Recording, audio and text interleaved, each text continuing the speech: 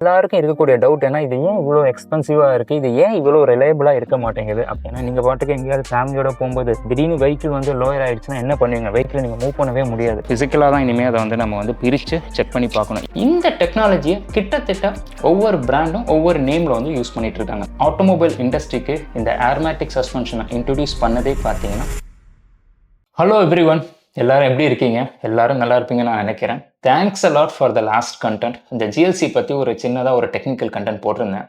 ஏகப்பட்ட positive response. எனக்கும் பர்சனலாக நிறைய பேர் மெசேஜ் பண்ணிங்க இந்த மாதிரி கண்டென்ட்டை வந்து ரிப்பீட் பண்ணுங்கன்னு. அந்த மாதிரி ஒரு கண்டென்ட்டோட தான் நான் வந்திருக்கேன். ஒரு சில டெக்னிக்கல் கண்டென்ட் ரொம்ப நல்லா இருக்கும், ஏன்னா அதில் லேர்னிங் ஸ்கோப்பும் நல்லா இருக்கும், பேசுறதுக்கும் இன்ட்ரெஸ்டிங்காக இருக்கும். அந்த அதர் சைட் பார்த்தீங்கன்னா ஒரு சில மாடலை பற்றி நம்ம நிறையா பேசலாம். அந்த மாதிரி ஒரு காரோட மாடலை பற்றி தான் நான் பேச வந்திருக்கேன். அந்த மாதிரி ஒரு காரும் நம்ம கம்பெனிக்கு வந்திருக்கு. நான் கேரியர் ஸ்டார்ட் பண்ணும்போதெல்லாம் பார்த்தீங்கன்னா ஒரு சில மாடலில் தான் நம்ம லேர்ன் பண்ணியிருப்போம். அந்த மாதிரி ஒரு மாடல் தான் இன்றைக்கி நான் பேச போகிறேன். அது என்ன பிராண்ட்னா மெர்சிடிஸ். என்ன மாடல்னா W221 S கிளாஸ் 2008. ஒரு கம்ப்ளீட் ஒரு ஸ்டாக் கண்டிஷன் அப்படி ஒரு கார் தான் நம்ம கம்பெனிக்கு வந்திருக்கு. ஒர்க் பார்த்தீங்கன்னா ரொம்ப சின்ன ஒர்க் தான், ஏர்மேட்டிக் சஸ்பென்ஷன் கார் தான். பட் அந்த கார் மேலே எனக்கு ஒரு அட்டாச்மெண்ட் இருக்கும் பார்த்தீங்களா, அதுதான் இந்த கண்டென்ட்டாக எனக்கு வந்து பேச வச்சிச்சு. வாங்க இதை பற்றி டீட்டெயில்டாக ஸ்டெப் பை ஸ்டெப்பாக நம்ம பார்ப்போம்.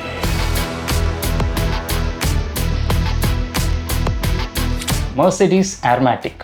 எதுக்கு இதை நான் சொல்கிறேன்னா, இந்த ஆட்டோமொபைல் இண்டஸ்ட்ரிக்கு இந்த ஏர்மேட்டிக் சஸ்பென்ஷனை இன்ட்ரடியூஸ் பண்ணதே பார்த்தீங்கன்னா மெர்சிடிஸ் தான். மெர்சிடிஸை பற்றி பேசணும்னா நான் பேசிக்கிட்டே இருப்பேன். உங்களுக்கே தெரியும், நான் மெர்சிடிஸோட மிகப்பெரிய ஃபேன்.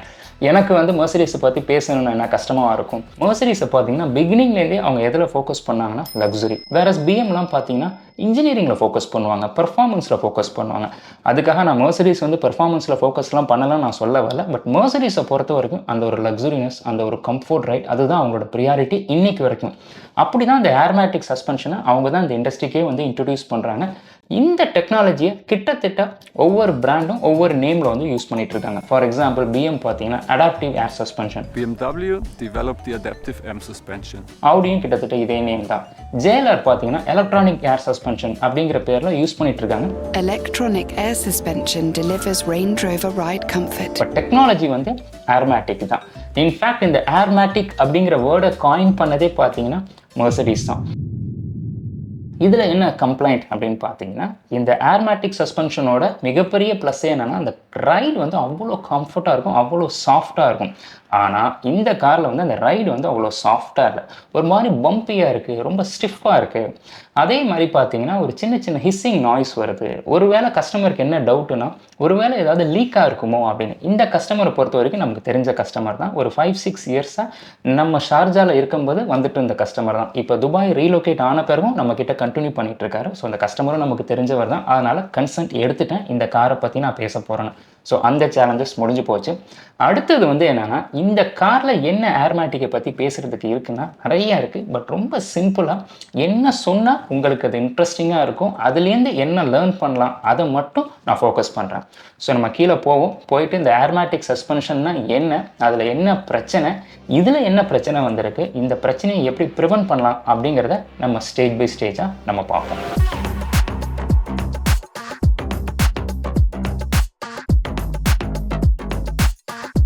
நான் மேலே சொல்லிட்டு இருந்தேன் இல்லைங்களா, இந்த காரை பற்றி தான். W221 Mercedes S class 2008 model.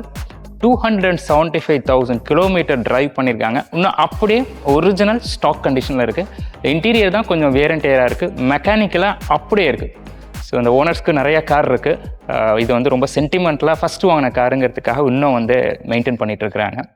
இன்றைக்கி இந்த பிராண்ட் இன்றைக்கி நீங்கள் வாங்கினீங்கன்னா இன்னிலேருந்து 18 இயர்ஸ் இருக்குமான்னு கேட்டிங்கன்னா மிகப்பெரிய கொஸ்டின் மார்க். அன்றைக்கி இருந்த குவாலிட்டியே வேறு. It's a complete CPU vehicle.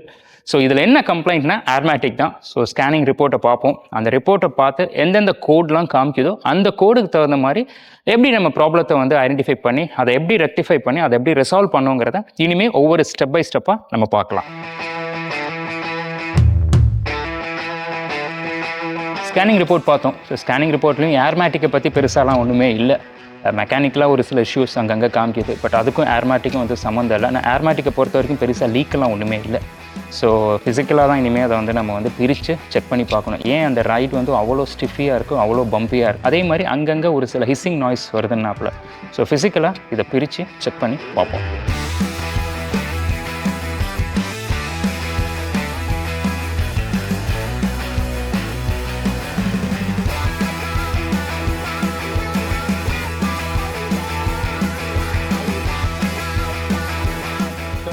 சொன்னேன் இல்லைங்களா, பிரித்து நம்ம செக் பண்ணணும் அப்படிங்க. பிரித்து நாங்கள் செக் பண்ணுறப்ப பார்த்தீங்கன்னா ஃப்ரண்ட்டில் வந்து லெஃப்ட் அண்ட் ரைட் ரெண்டுமே வந்து ஏர்மேட்டிக் வந்து வீக்காக இருந்துச்சு.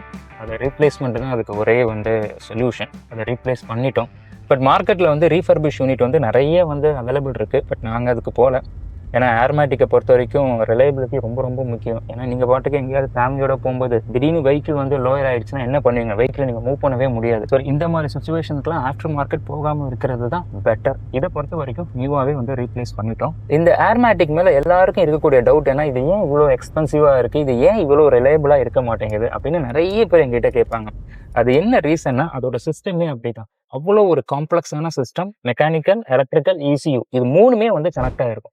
அதனால தான் சிஸ்டம் அவ்வளோ காம்ப்ளெக்ஸ் ஆகுது. என்னைக்குமே இந்த காம்ப்ளெக்சிட்டி ஜாஸ்தியாக ரிலையபிலிட்டி உட்கார தான் செய்யும். அதே மாதிரி ரிலையபிலிட்டி எப்பெல்லாம் உட்காருதோ அப்பெல்லாம் பார்த்தீங்கன்னா எக்ஸ்பென்சிவாக தான் ஆகும் மெயின்டெனன்ஸ். அதனால தான் இது என்னைக்குமே வந்து இவ்வளோ எக்ஸ்பென்சிவாக இருக்குது ஏர்மேட்டிக்கை வந்து மெயின்டைன் பண்ணுறது. ஏன் இவ்வளோ காம்ப்ளெக்ஸாக இருக்குது, அப்படி இதில் என்ன இருக்குது அப்படின்னு கேட்டிங்கன்னா, ஃபஸ்ட்டு வந்து பார்த்தீங்கன்னா இந்த ட்ரெடிஷ்னலான ஒரு சஸ்பென்ஷன் சிஸ்டத்தில் பார்த்தீங்கன்னா காயில் ஸ்ப்ரிங் இருக்கும், இல்லை லீஃப் ஸ்ப்ரிங்கும். அதுக்கு பதிலாக இதில் பார்த்தீங்கன்னா ஏர் ஸ்ப்ரிங் தான் இருக்கும். அதாவது ஏர் பேக் அப்படின்னு சொல்லுவோம். இந்த ஏர் பேக் கிடையாது, அந்த ஏர் பேக் வேற. அந்த ஏர் ஸ்ப்ரிங்கில் என்ன இருக்குன்னா ஒரு கம்ப்ரஸ்டு ஏர் வந்து ஸ்டோராக இருக்கும். அதுதான் வந்து இந்த வெஹிக்கிளோட வெயிட்டை வந்து சப்போர்ட் பண்ணும். இதுக்கு எங்கேயும் அந்த ஏர் சப்ளை ஆகும்னா ஒரு ஏர் கம்ப்ரஸர் இருக்கும். அதுதான் வந்து ஏரை வந்து டிரான்ஸ்போர்ட் பண்ணும். அதாவது ஜெனரேட் பண்ணி டிரான்ஸ்போர்ட் பண்ணுறது பார்த்தீங்கன்னா ஏர் கம்ப்ரஸர். அதை க்ளீன் பண்ணுறதுக்கு ஒரு ஏர் ட்ரையர் இருக்கும். ஏன்னா ஏரில் வந்து மாய்ஸ்சர் இருக்கும். அந்த மாய்ஸ்சரை வந்து க்ளீன் பண்ணுறது பார்த்தீங்கன்னா ஏர் ட்ரையர். இது எல்லாத்தையுமே கனெக்ட் பண்ணுறது பார்த்தீங்கன்னா ஏர் லைன், அதாவது ஹோசஸ்மோ. அதுதான் வந்து கம்ப்ளீட்டாக அந்த ஏரை வந்து டிரான்ஸ்போர்ட் பண்ணுறது.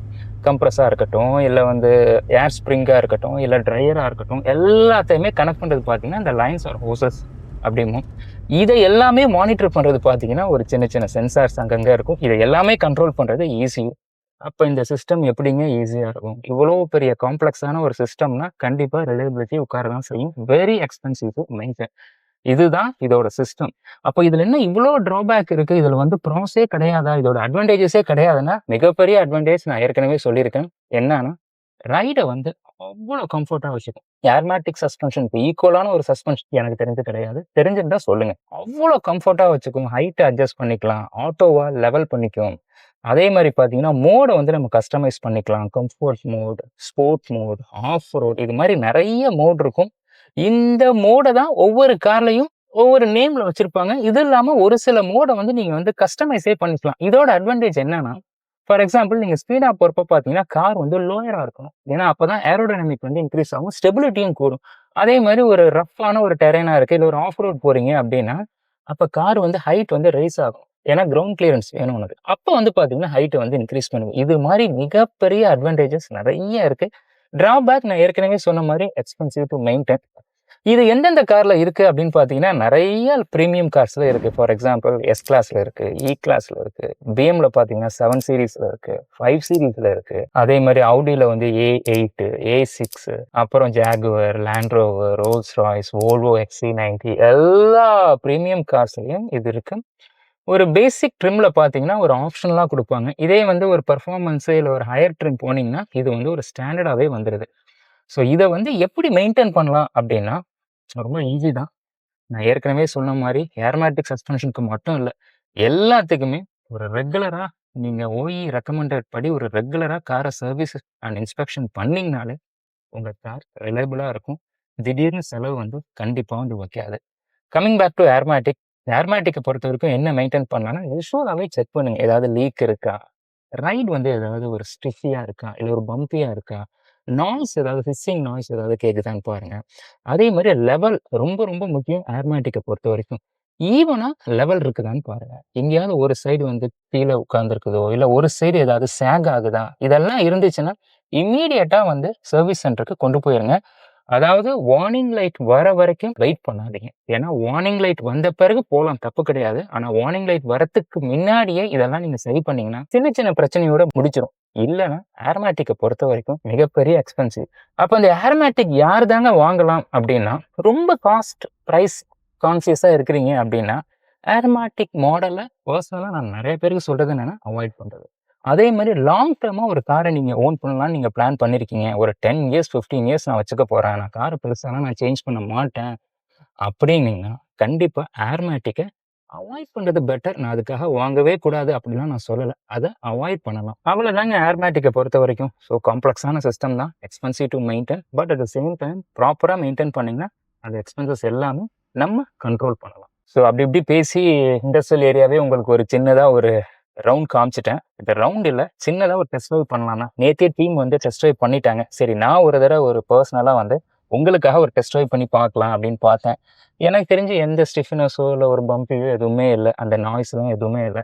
Back to original condition. I think இன்னைக்கு ஈவினிங்கோ இல்லை நாளைக்கோ வந்து டெலிவரி பண்ணிடுவாங்க. என்னடா இவ்வளோ ரோடு நேரோவாக இருக்குன்னு பார்க்குறீங்களா? இது இண்டஸ்ட்ரியல் ஏரியாவில் ஏதோ ஒரு சின்ன ஒரு லேனில் வந்திருக்கோம். அப்படியே நம்ம கார்டன்ஸ் கிட்டக்கே வந்துட்டோம். அவ்வளோதான் அவர் சர்வீஸ் சென்டர். எஸ்ங்க, வீடியோவோட எண்டுக்கு வந்துட்டோம். எப்படி இருந்துச்சு? உங்களுக்கு யூஸ்ஃபுல்லாக இருந்துச்சா இந்த டெக்னிக்கல் கண்டென்ட்லாம்? அது ஏர்மேட்டிக்கை பற்றி கொஞ்சம் பேசினேன். அதோட காம்போனன்ட்ஸ் என்ன, அதோட ப்ராஸ், அதோட கான்ஸ், எப்படி அதை மெயின்டைன் பண்ணணும், யாருக்கு ஏர்மேட்டிக் வேணும், எந்தெந்த மாடலெல்லாம் ஏர்மேட்டிக் இருக்குது, இதை பற்றிலாம் நான் பேசினேன். உங்களுக்கு அது பிடிச்சிருக்குன்னு நினைக்கிறேன். இன்னும் இதை பற்றி டீட்டெயில்டாக வேணும்னா கமெண்ட் பண்ணுங்கள். அடுத்த வீடியோலையும் இதை பற்றி நம்ம பேசுவோம்.